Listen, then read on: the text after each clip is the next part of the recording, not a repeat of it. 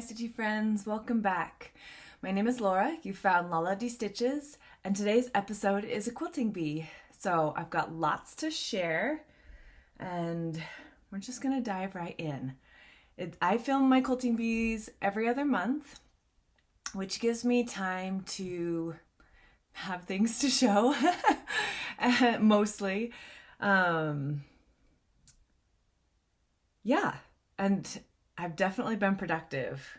My my sister was out of town for basically all of March, and she's one of my main, how do I say this? I was gonna say distractions, but it's a happy distraction. I spend a lot of my free time with her when she's in town.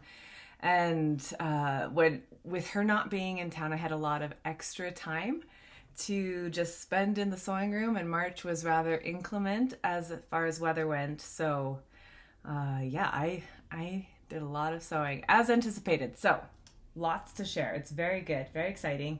I'm gonna take a sip of this and set my cup down.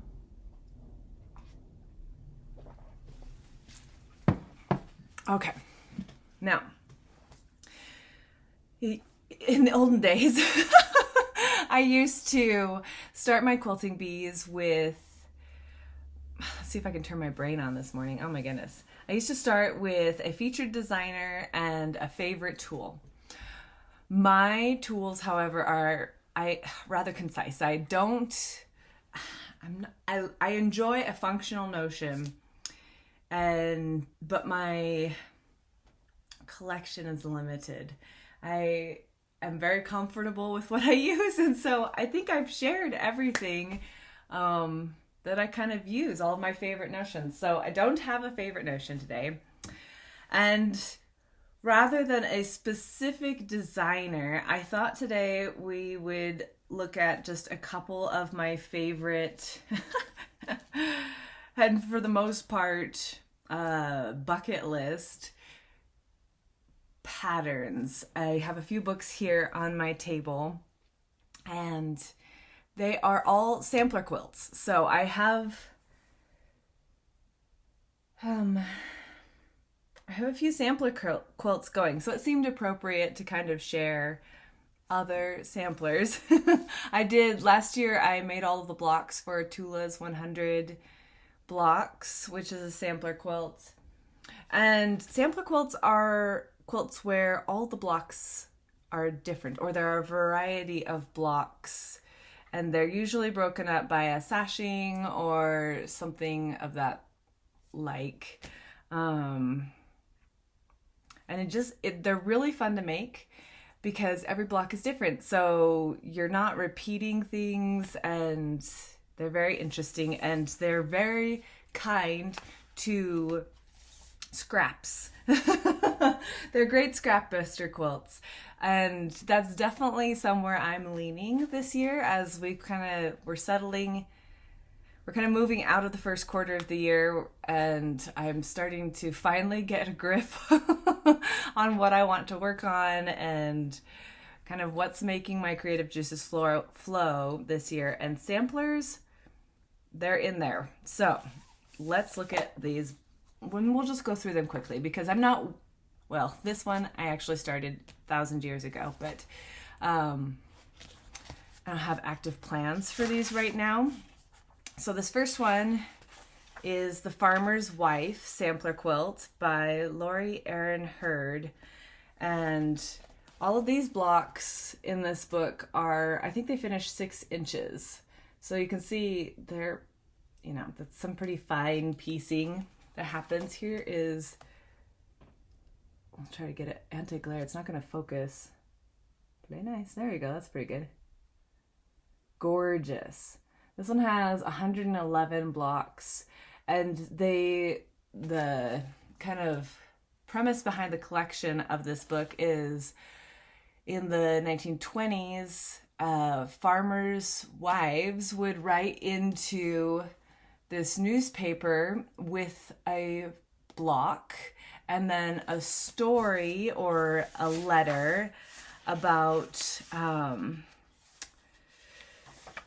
what it's like to be a farmer's wife and why it is a good thing and something that they love despite obvious hardships and challenges and hard work. And anyway, so they sent in their letter and they sent in a block, and this is a collection of those blocks. And I think there were more. I tried to skim the front. She has a lot of history in the front, which is lovely. And so I kind of sat down and skimmed through it to be able to share with you. But the neat thing about this is for each block, she includes their letters. So as you do it, I know the shop I used to work at, we ran this as a block of the month because we had a really amazing 1800s section, reproduction fabric section. And so they would pick a few of these blocks, like 3 or 4 of them to do, and they would come in and they'd read the letters, and it was a really fun program. Anyways, neat book. Similar theme with this one, Dear Jane.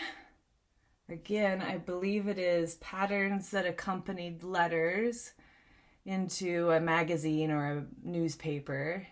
And this one, people do amazing things. This project is definitely major bucket list. Here is full scope here.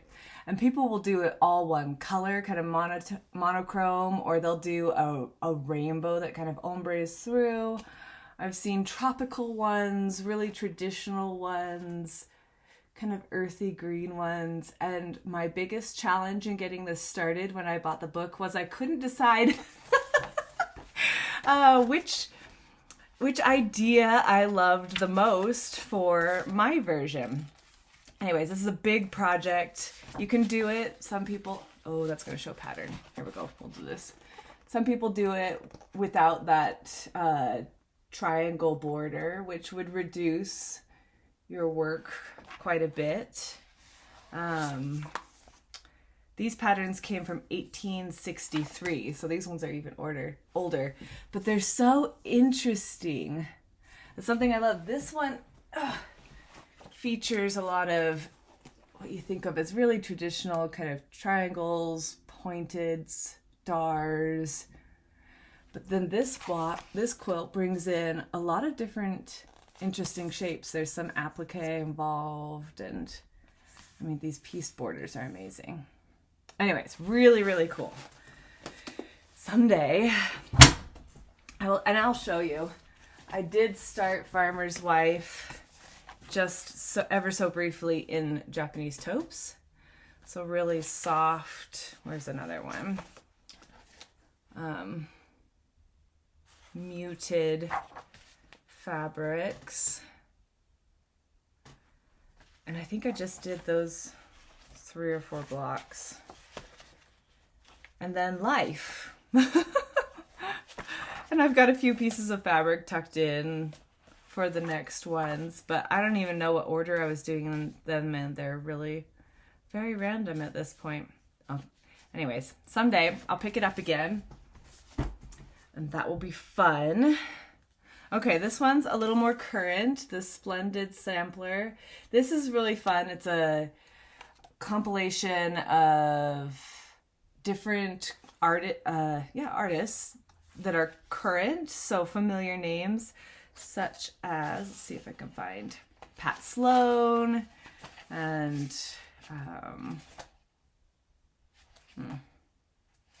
well, Pat Sloan did quite a few of these. Anyways, that flopped on its face. Anyways, they're current designers right now that came together to make this book, and yeah, it's really fun and a totally different twist again. Like, we've got little, what's the word? See, my brain's not going to brain very well today, I'm afraid. They're more specific images like birds and sewing machines and stuff than the older traditional, which lent more towards, you know, stars and shapes and stuff. that doesn't make any sense. I hope that made a little bit of sense. Anyways, here's the full thing. It's really cute. I've seen this one done. So this version's a little bit more traditional color palette. But I've seen this done in bright moderns and all sorts of different colorways as well. And it's really cute, really cute. Okay, 2 more. This one I clearly was going to do something with at some point in my life. And then I fell off the wagon because I don't think I did 1 block. But this is the Elm Creek bridal sampler. And let me see if I can find a picture. Oh, this is fun. So this is their little gallery, and you can see like these people. I love this one with the tree in the middle and that beautiful applique border. And then this one's in batiks. This one's a bit more traditional, more monochrome. Samplers are amazing. They're so fun.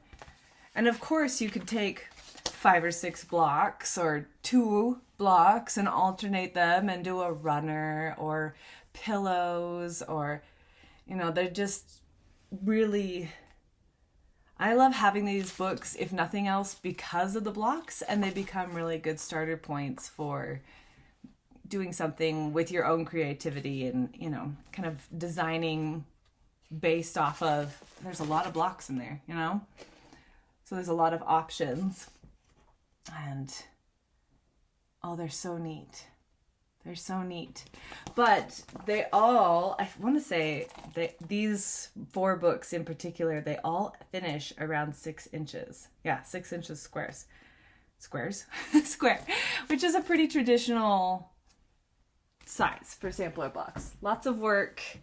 But the idea wasn't to blow through the projects. It wasn't to get it done as fast as possible. It was to build something, you know, beautiful with what you had, and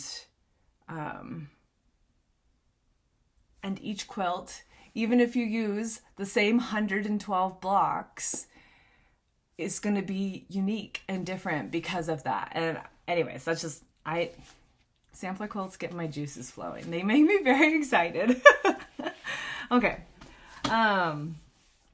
So that was fun. Now let's dive into what I've done. I'm gonna take a sip here real quick.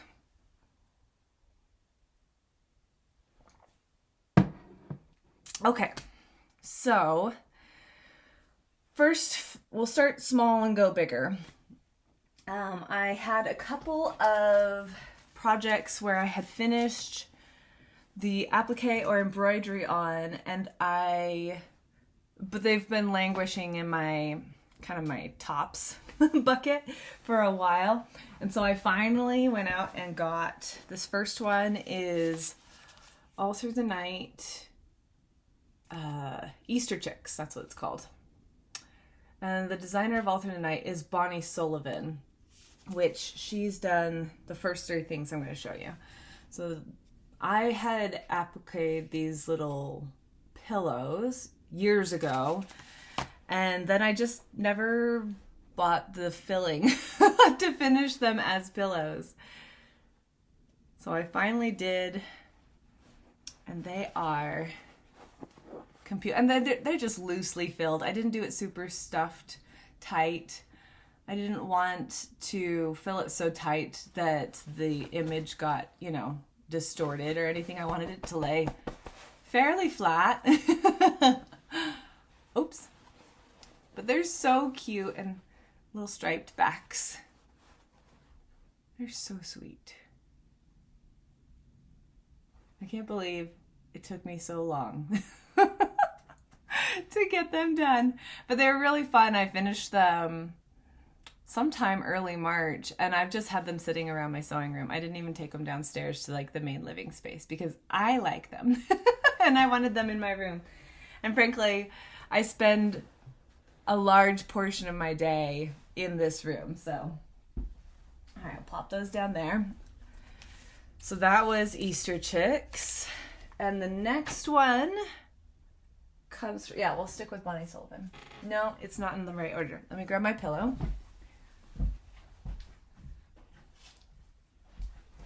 Okay, so this is another one that I've had all but stuffed for years. This is an old, Crabapple Hill pattern called Honey Bunny's Harvest. It was designed in 2004, so, you know, it's definitely an old one. And I found out in February, thank you to the commenter who told me that Crabapple Hill was retiring. Meg Hockey is retiring, or has retired at this point. And so she was having a big sale, and I was able to go on and fill out the Halloween alphabet that I had started. And a couple of other fun little patterns, but I mostly focused on the alphabet. Anyway, so if you find her patterns in shops and you love them, snatch them up because they're not going to be available anymore. But this I am done with. So this is old applique or embroidery that I did. Makes me miss embroidery. And I love the ruffled edge. It's so fresh and springy and feminine. And this has been on my stitching chair. I scoot it over when I sit there and stitch so it doesn't get squashed. But it's been so pretty. And you know, he's such a fresh, springy hair that I think I'll leave him out for, you know, at least through the end of April, maybe even through May, because I just love it. I love it. It's so cute.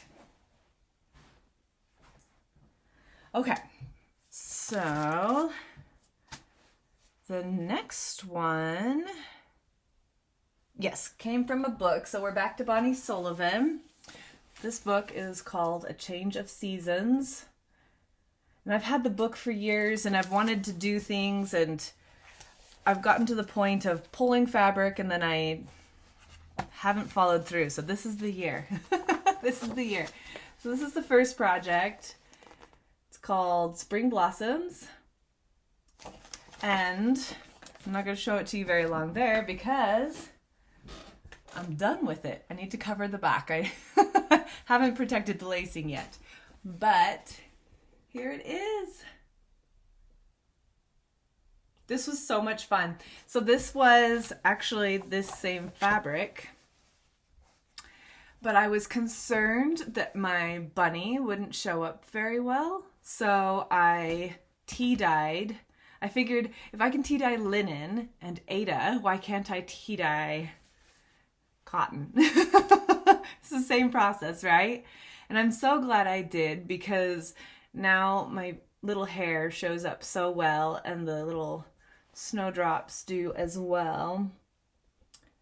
And this was so much fun to stitch. It really went fairly quickly. I just had it sitting on my workbench, kind of my little footstool. I'll leave in progress projects on. And I would give it, you know, the first 30 minutes or so of my stitching time. And I want to say it maybe took me a week, maybe a week and a half of doing that to get all of the applique done. And then I got lucky at the thrift store. This is an old 1980s collage frame, and it just happened to be the absolute perfect size. So I snatched it up. It was $3, and you know, it's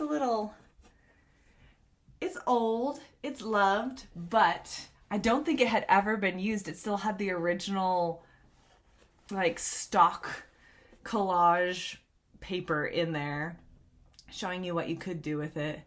So I just took out that stuff in the glass and was able to lace this onto some foam board, and there we go. So I think what I'll do is I'll try to find a way to like glue a protective something over it, because there are 3 other seasons that are exactly this size, and then I could just swap out the the image basically and use the same frame rather than pushing my luck and hoping I can find another frame that's perfect. So the next one I want to work on is going to be this one, the summer, which is so cute. And I do have my piece of fabric. Oh, well, there goes another one. I have my piece of fabric, which I'm going to do the same. I think I'll tea dye this as well to give it that warmth for the background. And then I'll pull some wool and get to stitching. So pretty fun. And then this is another piece that I have pulled for autumn, but we'll get there as the season draws closer. Anyways, this is a really fun book. There's some great projects. You have the smaller wool applique projects, but then you also have seasonal quilts, and they're really, really pretty. I love the Christmas one. So pretty. Pillows. There's autumn. Sneak peek. Okay. So that was really fun and something that, you know, it was a start from scratch kind of project. So it was very rewarding.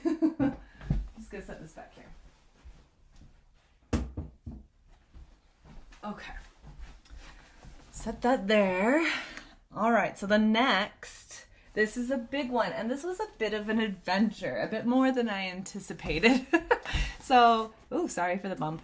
Green Gables was a block of the month hosted by Decadilly Fabrics in 2019, I believe. I think they still run limited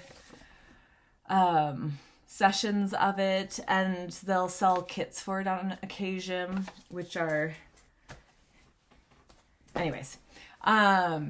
But it's done with Liberty of London fabrics, which are a Tanalon weight. So they're lighter, it's a tighter weave. And as I learned, that makes it more difficult to quilt on a domestic machine. So it was a bit of a challenge. I had a completely different vision for quilting this one. I wanted to do, one of my favorite quilting motifs is kind of an echoing but broken feather, if that makes any sense. I've done it on past quilts. And I wanted to do that on this one since it's all log cabins and it's very, angular. I kind of wanted to soften that with kind of a swooping quilting pattern, but it wasn't meant to be. I spent 4 days in small chunks, in a few hour chunks, trying to figure out why my machine wouldn't stitch. And I had,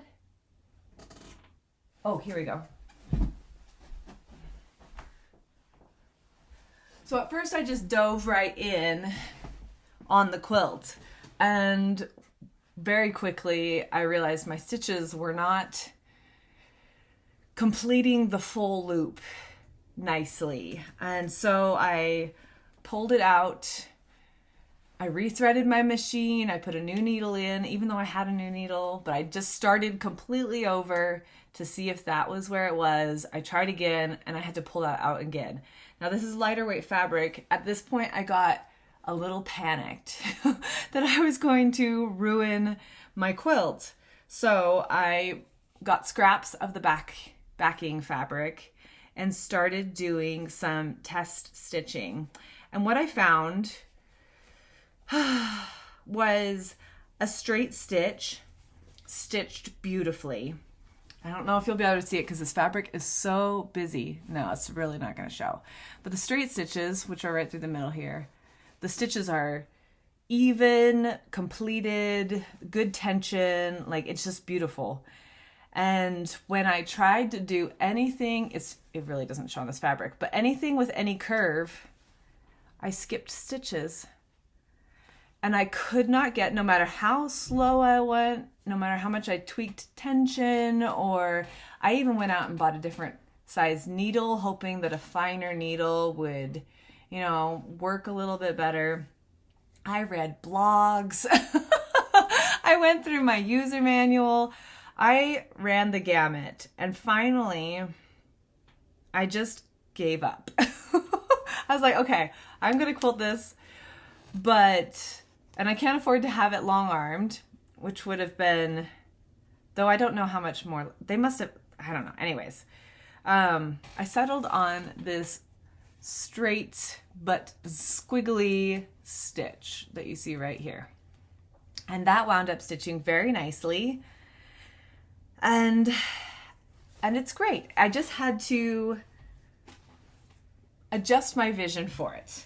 And so all that is to say, she's done. It was on my bed all through March, and really up until like a week ago, I just swapped out for a softer kind of spring colors, but it's big. I don't know if it'll show, but it's done. Ugh.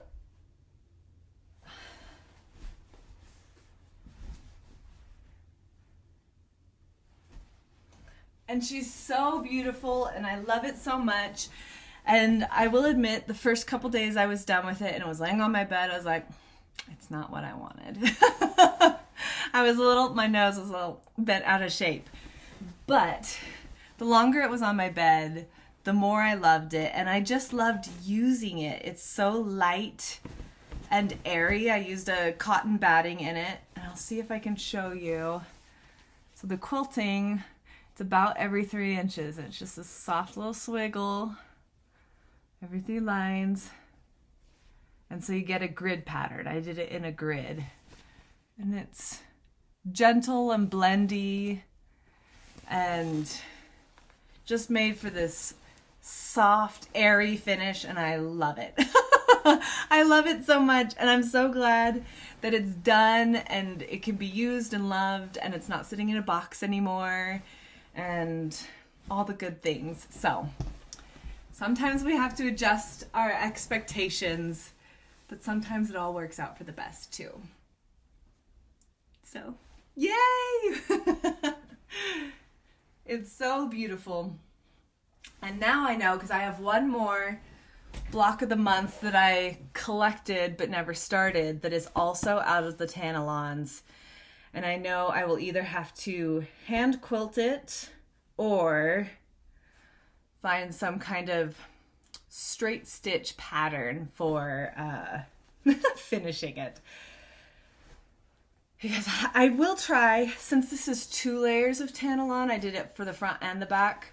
I wonder, and I'll do a little experimenting. I still have a little bit of extra of the backing fabric, but I wonder if having a kind of standard quilting cotton on the back would be enough of a difference in texture, since I've got 2 really tightly woven fabrics. If I removed one of those and that was just standard, would it quilt in a free motion quilting better? I don't know. I'll have to play with it, but something to think about. The fabrics are so beautiful and they're so interesting. Some of them have little soldiers, and we've got some William Morris mixed in, and there's some Alice in there. Humpty Dumpty. Oh, they're just beautiful. Just beautiful. Anyways, I love it. I'm thrilled. And I will confess, I was relieved to have it done.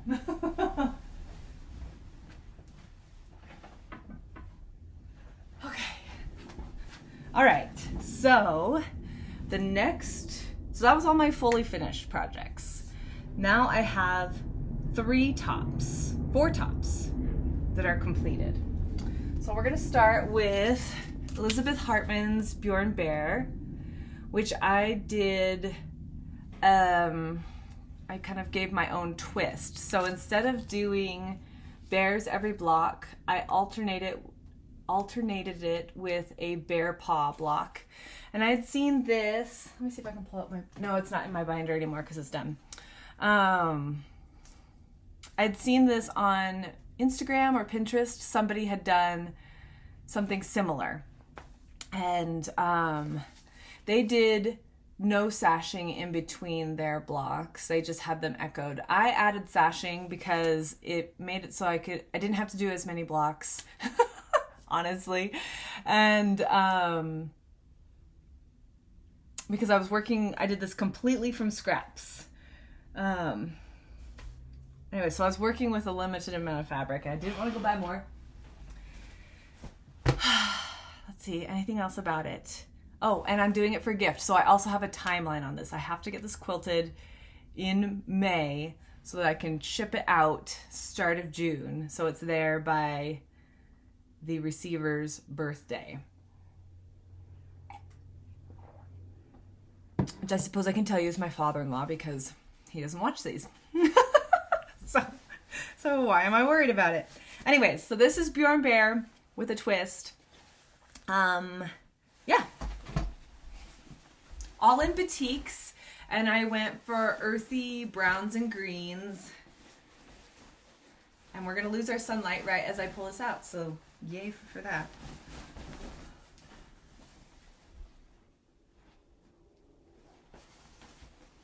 Does it show? I never know.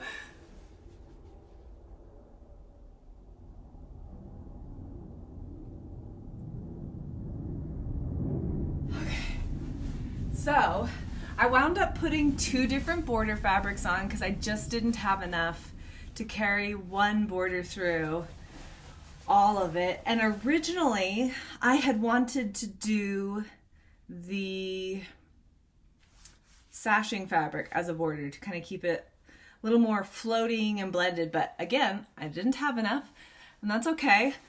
Just makes you get creative. And I found these really funky, cool batiks that I did have enough of, but they kind of, you know, they do their own thing, but they kind of blend together at the same time. So I love them. They all have their own little personality. This is the one with the eyes in the wrong spot, which I fully intended to swap around. All I did was I flip-flopped this center section when I was putting it together, so his eyes are higher. And I forgot. And I got it all pieced together, and I was like, oh, nuts. Oh, well. Because I'm not going to pull it all apart. I would pull a block apart, but I'm not going to pull everything apart to switch his eyes. It's okay. His head's just a different shape. They're so fun. Anyway, so that's Bjorn Bear. I do need to find some backing. I have dug through everything I have, and I do not have enough backing to complete this. So sometime in the next month, I'll have to get out and purchase some backing for it, and then I'll have to get some batting as well. But I'm pretty tickled with how it turned out. And hopefully he'll like it as well and put it to good use. And if he doesn't like it, he can send it back. No, just kidding.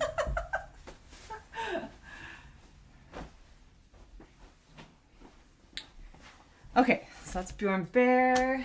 The next one was my Headache in a Box Sunburst, which I called Winter Sky because I changed the palette on it to... I had some inspiration pictures that I pulled from the internet that were, you know, Arctic sky scenes, and they had soft pinks and purples and blues, and so that was kind of my inspiration point. This one is also all in batiks. And if you want my commentary on the pattern, which is a challenging pattern, it is doable, but it is a challenging pattern, go back to my previous video where I go into a bit more detail about that. But it's done, and I love the finish. Perhaps it was worth the headache because it turned out so good, you guys. I can hardly wait to get this one quilted.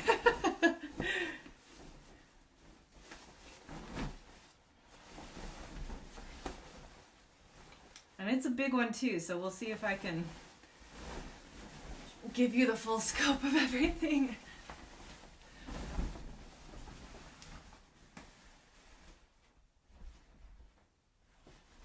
Can you see it? Here, I'll try to get that blue section in there too.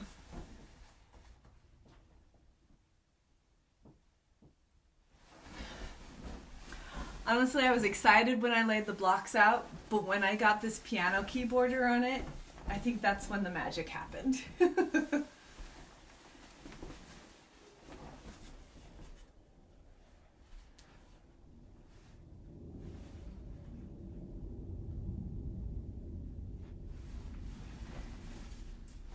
Ouch, pin.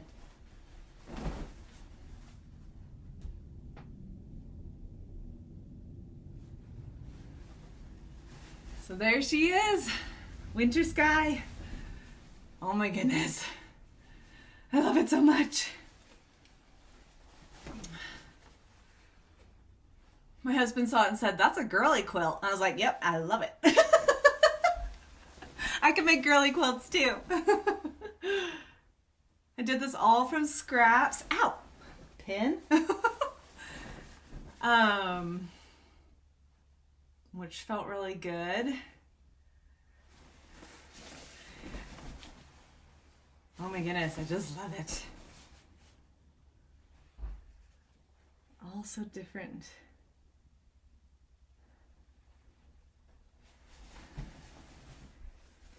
All right, and so I do have backing fabric for this one, which is going to be awesome. And then this will be my binding. Probably. I had another piece that was like a potential alternate. I've had this fabric for a long time. My grandmother bought yards and yards of it to make a dress out of because it's a beautiful, I don't know if you can see it. Oh, my brain just lost the word. I want to say brocade, but I don't know if that's right.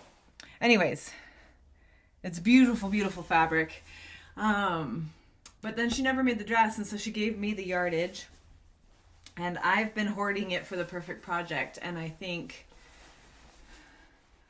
this is it.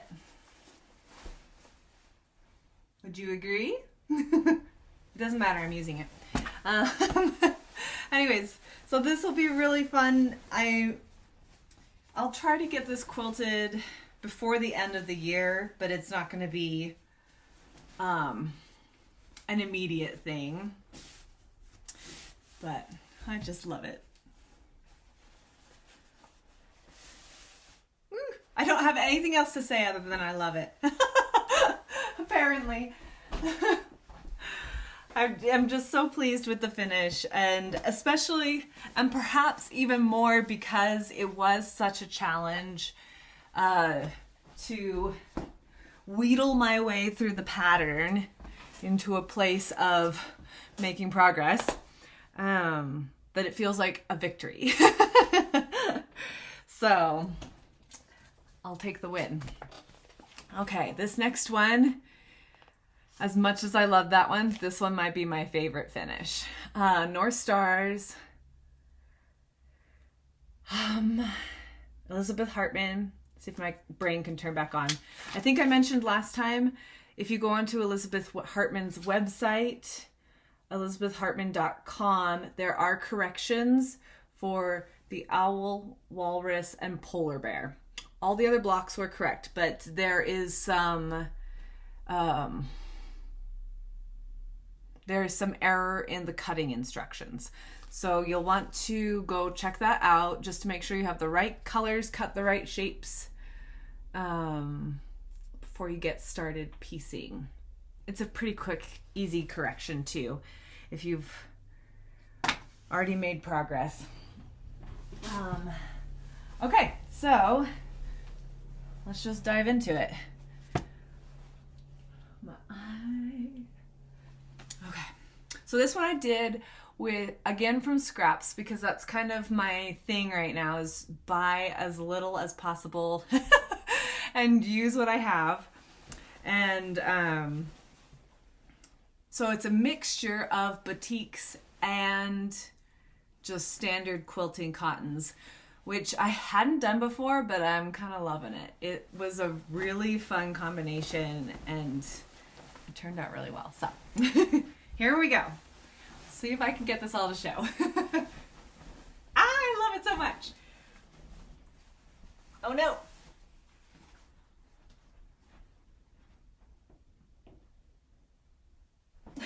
It's not all showing, is it?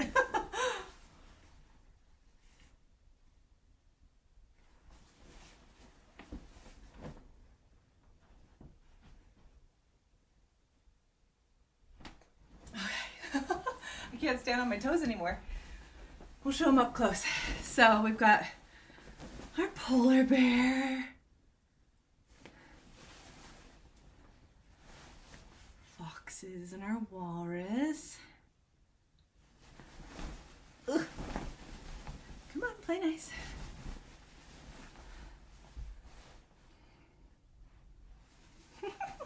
They're just so cute and happy. And this one was fun because, excuse me, a lot of, well, I think in fact all of the other Elizabeth Hartmans I've done have been a bit more sampler style. So there are 4 of each block. These are big blocks, but there's only 1 of each. So each one was a new experience. I love my magical narwhal. He's so cute.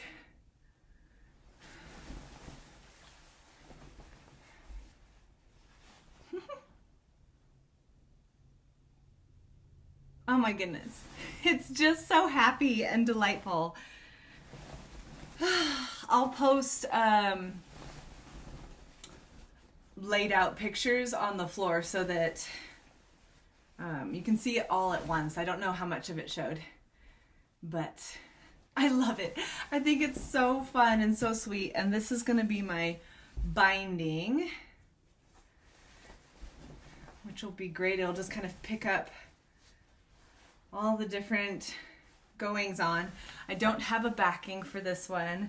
Again, I kind of went through what I had, and I'll either have to get creative and figure out some kind of pieced situation for this one, or I'll have to purchase backing for this. So we will see what happens. Again, I'd like to, if all goes well, have this one quilted by the end of the year. So I can have them out during winter, this one and the last one. But we'll see. I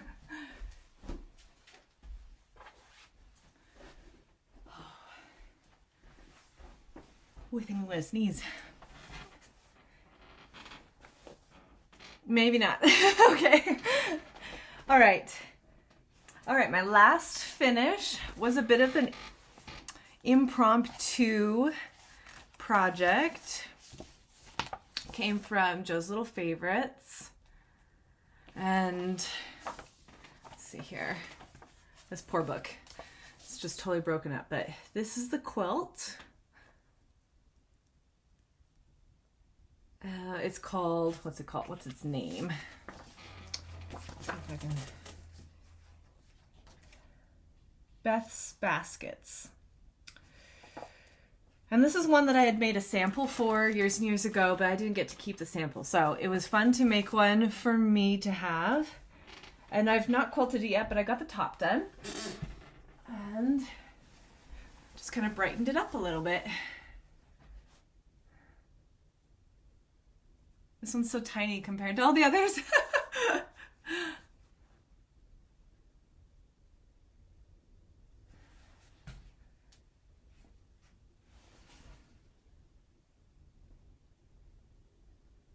All right. That was fun. It was just a quick one. I think I did like 2 baskets a day, and then was able to put the rest of it together in one afternoon, and it's really sweet. I thought I might get it quilted for Easter, but that was yesterday, and here it sits. So that's okay. One of these days the mood will strike and I'll just want to quilt something, and this will be waiting for me. But it was fun to do. It was fresh and springy, and yeah, I enjoyed it very much.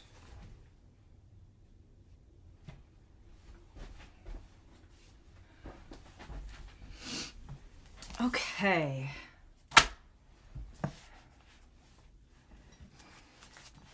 So that's all honestly, that's the majority of what I did, but I do have a few blocks from other projects that I also worked on after all those were done.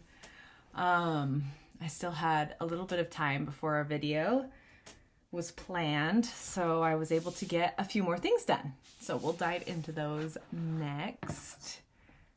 Okay, so the first one I put some work into is my stack got a little rearranged here. Let me just adjust this. Is cream and sugar.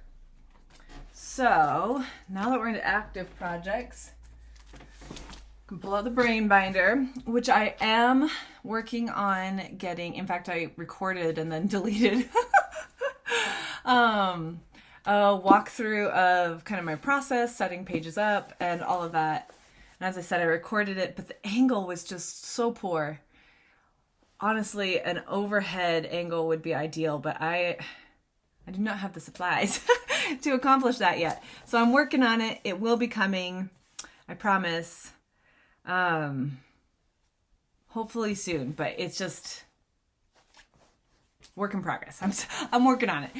We'll get the best angle we can. Anyway, so this is my brain binder. I have updated it for the next quarter. So this first cover page is my goals for March through June.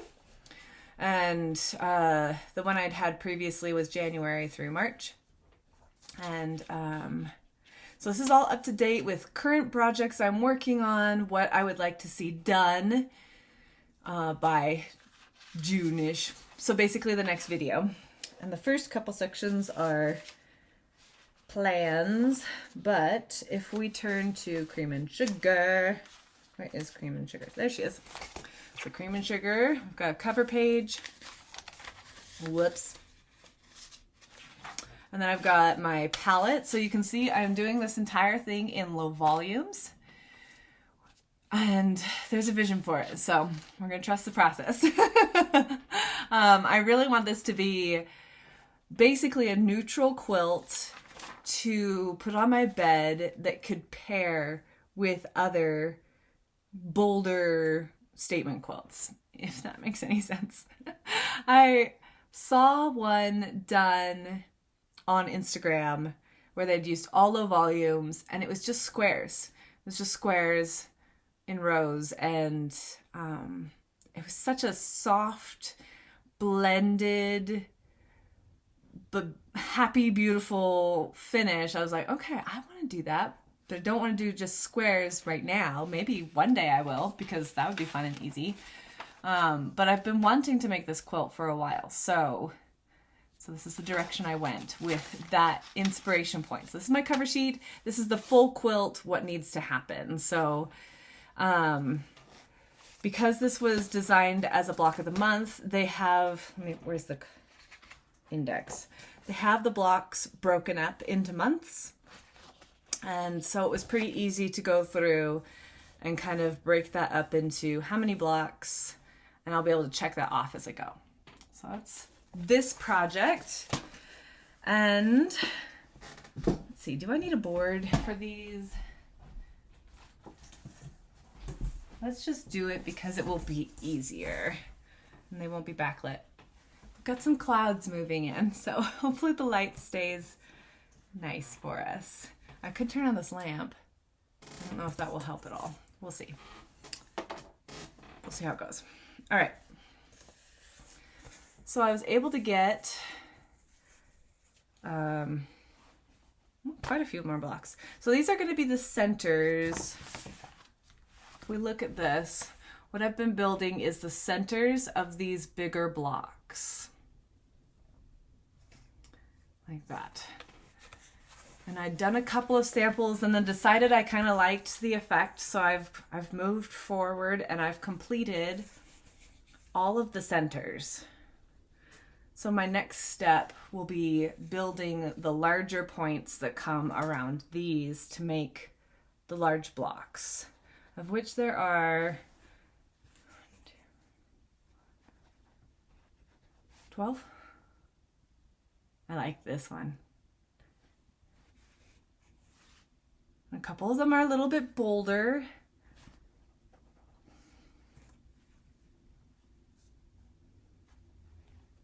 And I wound up kind of grouping them by colors. Like I'd pick blues, I realized I didn't have much green or much gold, so I added those in. This one's fun because this is this block. And on this one, you can see the points really well. Just because of the contrast. Again, it's subtle, but it's still there. This one, it's even more subtle. So really what you see is the ring. I think it'll be kind of a fun little pop in the middle of everything. This little ring. Anyway, so cute.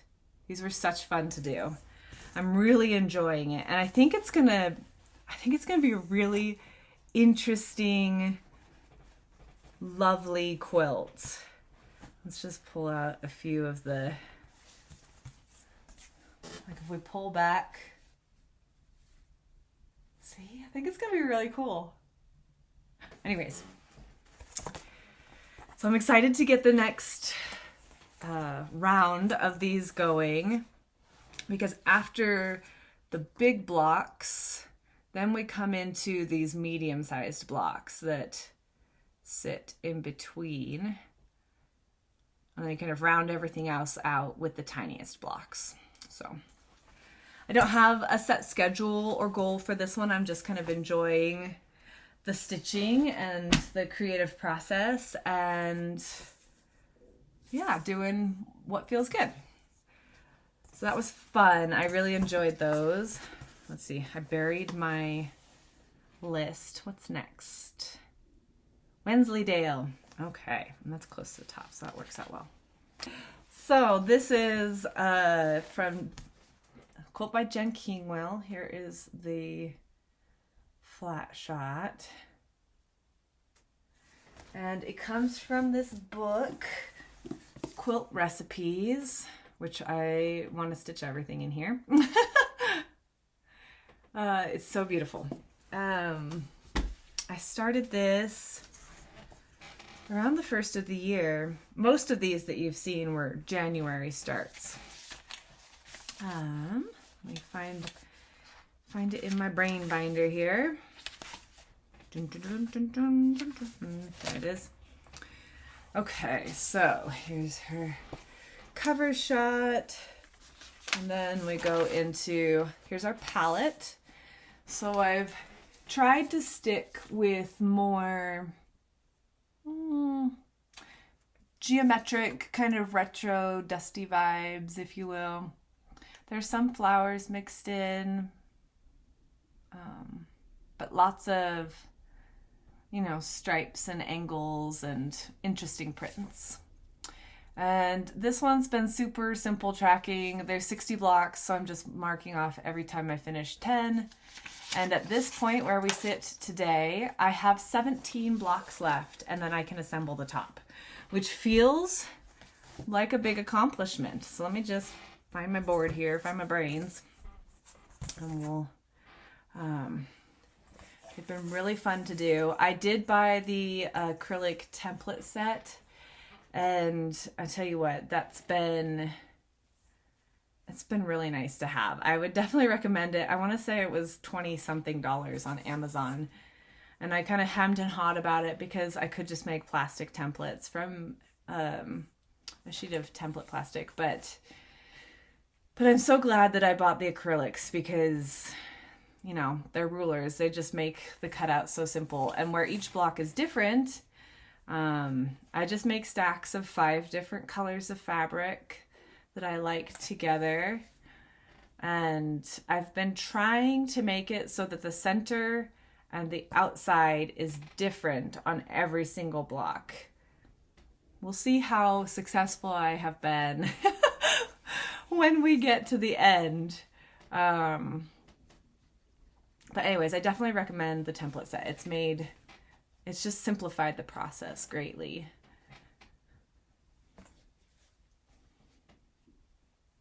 They're so fun. I can hardly wait to get this one quilted and just use it. Like, as I stitch the blocks, I'm just dreaming of the finish. They're so fun. And really the vibe of it is so different than most of what I've been working on recently. I think that's been really good for me to just have a different flavor in my routine, because it's stimulating to not feel like you're working on the same palette all the time. And I love a good, bright, clean palette, fresh. But this has been very comforting for some reason. These warm and cool, but just, you know, dusted, muted tones. Ooh, I love that one. I love them all. What am I saying? All right, and last but not least, there we are. So 17 more to go, and we'll have a top. And that's my goal for this one, is by the next video to have the top completed. And I do have a backing for this one. It's going to be a flannel backing. It's one I bought yardage on sale. Oh my gosh, I must have been 20, like years and years ago. And because I remember it was a sidewalk sale for the shop I was working at the time. And that was back in Spokane, so it's been a long time. But I've been holding on to it, and I've thought I would use it several times, and then it was never quite right. But it's this soft blue with a tiny little stripe that goes through it, and I think it's going to be perfect for this quilt. And it's nice to have a backing available, because that will make getting it finished all the easier, because I think I did math. Let me check my book here. I did some maths on how to split up a king backing. Yeah, a batting, excuse me. Oh no, I didn't include it on this one, but I can get 3 quilts out of a king that I have tops completed for right now. So if I can buy 1 king batting, I can finish 3 projects, which would be awesome. Side note, brain. Okay. So the next one, this one was a bit of an adventure. I would almost call it a misadventure, but I've redirected. It's great. So this is Alice's Wonderland sampler quilt. And I love, love, love it. I knew when it released last year that I wanted it, but I wasn't able to buy it last year. And then there was a bit of a kerfluffle with a Christmas present, and it malfunctioned, and so I was able to kind of exchange that for this, and now I have it, and it's very exciting. And I'm trying to find it in my brain binder. I know it has a page. There we are. Okay, so Alice's Wonderland. This is the full thing. I love that border. It's a whole nother quilt in itself, but it's really pretty. And frankly, interesting. I just had the thought that if I'm smart, what I should do is see how many of each color there are, because it goes through a rainbow on it. And maybe every 10 blocks, 10 interesting blocks I should do like 1 colorway of these little blocks, and then it would be all ready to go at the same time. Anyways, that's just a little thought that I had right now. So here's the recommended color palette. They did their sample out of the Liberty of London fabrics. I'm just pulling from Stash. Here's my kind of goal page, if you will, and there are 100 blocks, so there is a spot to mark off for each of those. And yeah.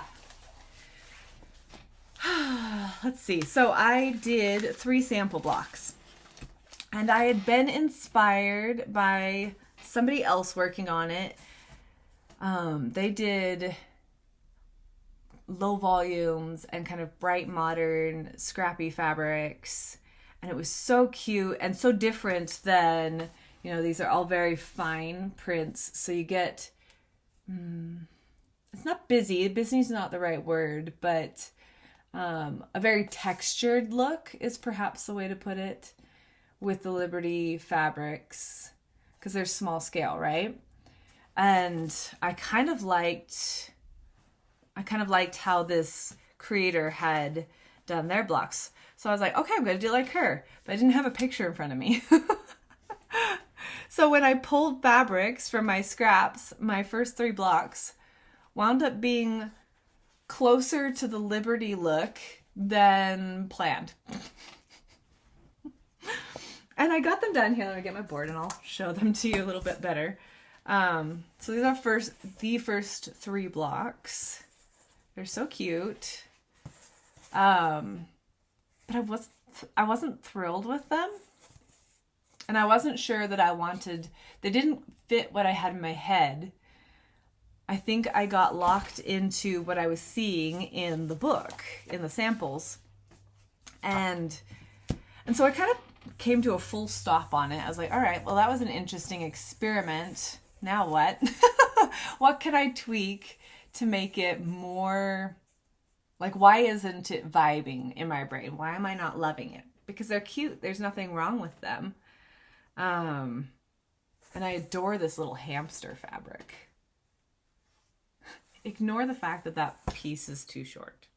And it'll be fine.